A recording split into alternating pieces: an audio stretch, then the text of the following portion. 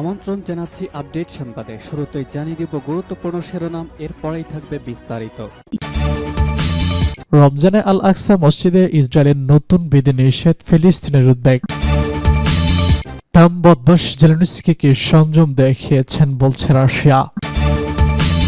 ট্রাম্পের সঙ্গে বাকবিতণ্ডা, জেলেনস্কিকে ক্ষমা চাওয়ার আহ্বান মার্কিন পররাষ্ট্রমন্ত্রীর। জাতীয় নাগরিক পার্টি পাহাড় সমান শক্তি দিয়ে রাজনীতি করবে বলছে আনি।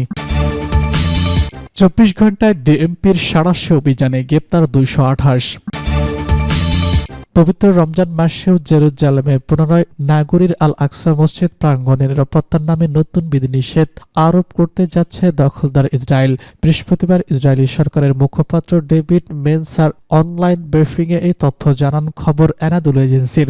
গাজায় যুদ্ধ চলাকালে গত বছর ইসরায়েল আল আকসায় প্রবেশে কঠোর নিষেধাজ্ঞা আরোপ করেছিল, বিশেষ করে পশ্চিম তীর থেকে আসা ফিলিস্তিনদের ক্ষেত্রে।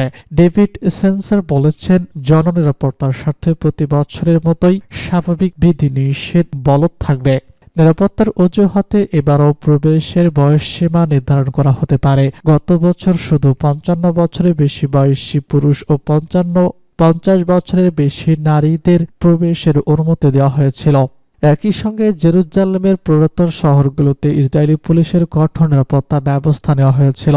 ইসরায়েলি সরকারের দাবি করেছে আল আকসা চিতাস্থানা বজায় রাখতে চায়, তবে ফিলিস্তিনের আশঙ্কা এই নিষেধাজ্ঞাগুলো তাদের ধর্মীয় অধিকার খর্ব করছে এবং পরিস্থিতিকে আরও উত্তপ্ত করে তুলতে পারে। হোয়াইট হাউসের ওভাল অফিসে শুক্রবার বৈঠকে যুক্তরাষ্ট্রের প্রেসিডেন্ট ডোনাল্ড ট্রাম্প ও ইউক্রেনের প্রেসিডেন্ট ভলোদিমির জেলেনস্কির নজিরবিহীন বাকবিতণ্ডার ঘটনায় প্রতিক্রিয়া জানিয়েছে রাশিয়া। দেশটির পররাষ্ট্র মন্ত্রণালয় বলেছে, বৈঠকে ট্রাম্প বদমাশ জেলেনস্কিকে যথেষ্ট সংযম দেখিয়েছেন।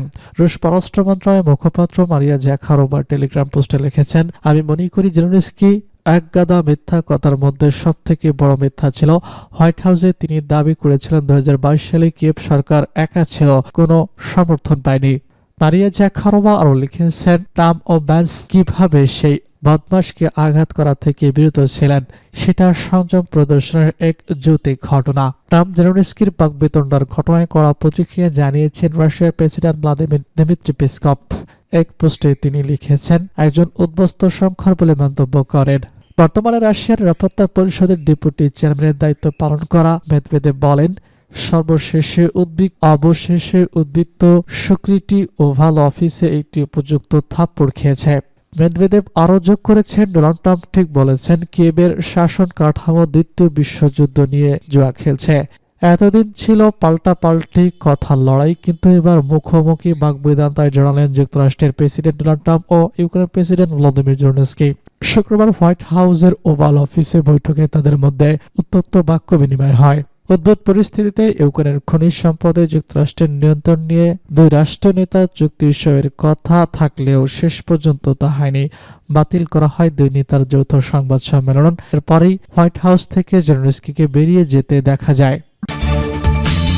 হোয়াইট হাউসের ওভাল অফিসে মার্কিন প্রেসিডেন্ট ডোনাল্ড ট্রাম্প ও ইউক্রেনের প্রেসিডেন্ট ভলোদিমির জেলেনস্কি বাকবিতণ্ডায় জড়িয়েছেন।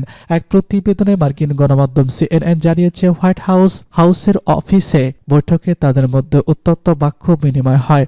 উদ্ভিদ পরিস্থিতিতে ইউক্রেনের খনিজ সম্পদ যুক্তরাষ্ট্রের নিয়ন্ত্রণ নিয়ে দুই রাষ্ট্রনেতার চুক্তি সইয়ের কথা থাকলেও শেষ পর্যন্ত তা হয়নি। এদিকে মার্কিন পররাষ্ট্রমন্ত্রী মার্কো রুবিও জেলেনস্কিকে প্রেসিডেন্ট ডোনাল্ড ট্রাম্পের কাছে হোয়াইট হাউসে ওভাল অফিসে ঘটে যাওয়া বাকবিতণ্ডার জন্য ক্ষমা চাওয়ার আহ্বান জানিয়েছেন। ট্রাম্প ও জেলেনস্কির বৈঠকে উত্তপ্ত বাক্য বিনিময় হওয়ার পর সিএনএন দেওয়া এক সাক্ষাৎকারে রুবিও বলেছেন, জেলেনস্কির উচিত এমন একটি বৈঠকের জন্য এবং আমাদের সময় নষ্ট করার জন্য ক্ষমা চাওয়া। শুক্রবার সাংবাদিকদের সামনে বৈঠকে জেলেনস্কিকে একের পর এক কথার আক্রমণ করেন ট্রাম্প। জেলেনস্কি তৃতীয় বিশ্বযুদ্ধ নিয়ে জুয়া খেলছেন বলে অভিযোগ করেন। তিনি বলেন, আপনার দেশের মানুষ খুবই সাহসী, কিন্তু আপনাকে হয় রাশিয়ার সঙ্গে একটি চুক্তি করতে হবে, নাইলে আমরা আর আপনাকে সঙ্গ দিতে পারবো না। আর আমরা যদি না থাকি তাহলে আপনাকে একা লড়তে হবে। ট্রাম্প ও জেলেনস্কির মধ্যে মতপার্থক্য একসময় চিৎকার চেঁচামেচির পর্যায়ে চলে যায়। জেলেনস্কি যুদ্ধে হেরে যাচ্ছেন দাবি করে ট্রাম্প বলেন, মানুষ মারা যাচ্ছে, মানুষ মারা পড়ছে, যুদ্ধের জন্য সেনার সংখ্যাও কমছে ক্রমশ। আপনাদের হাতে কার্ড নেই। একবার আমরা চুক্তি সই করলে আপনি ভালো অবস্থানে চলে যাবেন, কিন্তু আপনাকে আদৌ কৃতজ্ঞ মনে করছে না। সত্যি কথা বলতে কি এটা ভালো মনের বিষয় নয়। ট্রাম্প জেলেনস্কিকে বলেন, যুদ্ধ বন্ধে রাশিয়ার সঙ্গে চুক্তি করতে চাইলে ইউক্রেনকে ছাড় দিতে হবে। ছাড় দেওয়া ছাড়া আপনি কোনো চুক্তি করতে পারবেন না। তাই এটি নিশ্চিতভাবেই বলা যায় তাকে কিছু ছাড় দিতে হবে, কিন্তু আশা করি বড় কোনো ছাড় দিতে হবে না যেমনটা লোকে বলে বেড়াচ্ছে। ট্রাম্পের এ ব্যাপার পরিপ্রেক্ষিতে রাশিয়ার ভলোদিমির জেলেনস্কির নাম উল্লেখ করে জেলেনস্কি বলেছেন, একজন খুনিকে কোনো ছাড় দেওয়া উচিত নয়। এছাড়া পুতিনের বিষয়ে ট্রাম্পের নমনীয় অবস্থানের আলোচনা করেন জেলেনস্কি। একজন খুনির সঙ্গে কোনো ধরনের সমঝোতা না যাওয়ার জন্য ট্রাম্পের প্রতি আহ্বান জানান তিনি। শুধু তাই নয়, মার্কিন ভাইস প্রেসিডেন্ট জোডিসো জেলেনস্কির সঙ্গে বাকবিতণ্ডায় জড়ান। ওভাল অফিসে বসে বাকবিতণ্ডায় জড়িয়ে মার্কিন প্রেসিডেন্টকে জেলেনস্কি অসম্মান করেছে বলে মন্তব্য করেছেন। নতুন রাজনৈতিক দল জাতীয় নাগরিক পার্টিকে স্বাগত জানিয়েছেন বিএনপির যুগ্ম মহাসচিব উদ্দিন চৌধুরী। তিনি বলেন, শিক্ষার্থীদের রাজনৈতিক দলকে আমরা স্বাগত জানাই। আমাদের বিশ্বাস দলটি পাহাড় সমান শক্তি দিয়ে আগামী দিনে রাজনীতি করবে। শুক্রবার জাতীয় সংসদ ভবনের সামনে মানিক মিয়া এভিনিউতে জুলাই আগস্টের অভ্যুত্থানে নেতৃত্বে দেওয়া শিক্ষার্থীদের নতুন রাজনৈতিক দলের আত্মপ্রকাশ অনুষ্ঠানে যোগ দিতে এক প্রতিক্রিয়ায় তিনি এ নিয়ে কথা বলেন। তিনি বলেন, জাতীয় নাগরিক পার্টির আত্মপ্রকাশকে ইতিবাচকভাবে দেখছে বিএনপি। দলটি আন্দোলন সংগ্রামের মাধ্যমে রাজপথে থেকে উঠে এসেছে। এরই মধ্যে তাদের ভারপ্রাপ্ত চেয়ারম্যান তারেক রহমান তাদের প্রতি শুভ কামনা ও ধন্যবাদ জানিয়েছেন। তিনি আরো বলেছেন, বিশেষ করে গত 15-16 বছরে আন্দোলন সংগ্রামে ফ্যাসিবাদী যে শাসন ছিল তাদের বিরুদ্ধে আন্দোলন সংগ্রাম করছে বিএনপি। সর্বশেষ জুলাই আগস্টের বৈষম্য বিরোধী ছাত্র আন্দোলন জনতা মিলে একই সঙ্গে ফ্যাসিবাদী শক্তিকে দেশ থেকে বিতাড়িত করেছি। দেশের বর্তমান সংকট ষড়যন্ত্র মোকাবেলায় সবাইকে ঐক্যবদ্ধ থাকতে হবে উল্লেখ করে তিনি বলেন, দেশে বর্তমান ষড়যন্ত্র মোকাবেলায় এই মুহূর্তে প্রয়োজন দৃঢ় ঐক্য।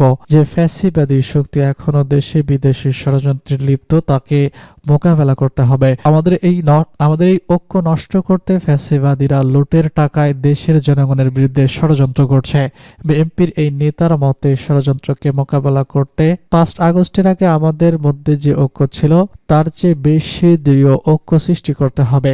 আমাদের মধ্যে ছোটখাটো বিষয় মতানৈক্য থাকতেই পারে, কিন্তু দেশের সর্ববৃহত্তম স্বার্থে দৃঢ় ঐক্য সৃষ্টি করতে হবে। আমার বিশ্বাস আমাদের এই তরুণরা আগামী দিনে পাহাড় সমান শক্তি নিয়ে আগামী দিনে রাজনীতি করবে। ঢাকা মেট্রোপলিটন পুলিশ গত 24 ঘন্টায় মহানগরীতে সাঁড়াশি অভিযান চালিয়ে বিভিন্ন অপরাধে জড়িত মোট 228 জনকে গ্রেপ্তার করেছে। গ্রেপ্তারকৃতদের মধ্যে রয়েছে 15 জন ডাকাত, 24 জন পেশাদার ছিনতাইকারী, 5 জন চাঁদাবাজ, 12 জন চোর, 27 জন চিহ্নিত মাদক কারবারি, 30 জন পরোয়ানামুক্ত আসামি সহ অন্য অপরাধে জড়িত অপরাধী। ডিএমপির crime command at metropolitan centre সূত্র জানিয়েছে, বৃহস্পতিবার রাত 1টা থেকে পরবর্তী 24 ঘন্টায় ঢাকা মেট্রোপলিটন পুলিশের 50টি থানা এলাকায় জননিরাপত্তা বিধানে 550টি টহল টিম দায়িত্ব পালন করে। অভিযানে গ্রেপ্তারকৃতদের হেফাজত থেকে বিভিন্ন অপরাধে ব্যবহৃত 6টি